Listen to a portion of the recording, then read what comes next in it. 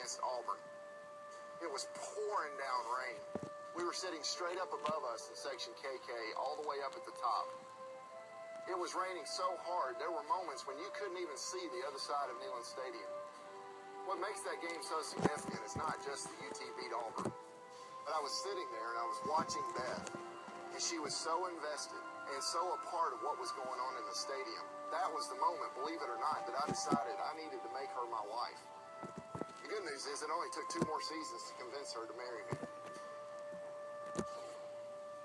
One of the things that makes this place special is the passion that the fan base brings. When there's 107,000 people crammed into this stadium and they're all focused on that one moment, it can almost be overwhelming. The thought always enters my mind every time I come to this place.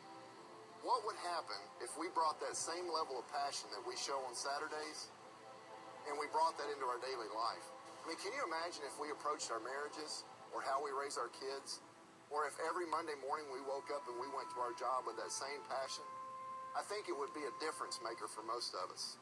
In fact, I think it could change the world. It's hard to believe that in just a few hours, the season finally begins. There'll literally be tens of thousands of people streaming into the stadium. That's part of the magic. It's when 107,000 people come together and focus on one event. Here's the truth. The reality of everything is that even though we can sit in these stands and we can cheer, the real game actually gets played behind me on the field. That's where the action is. We're in this series called Transformed. And over the past few weeks, we've been walking through the book of Romans. A guy named Paul sat down and he wrote a letter. Today, we're going to dig into chapter 12.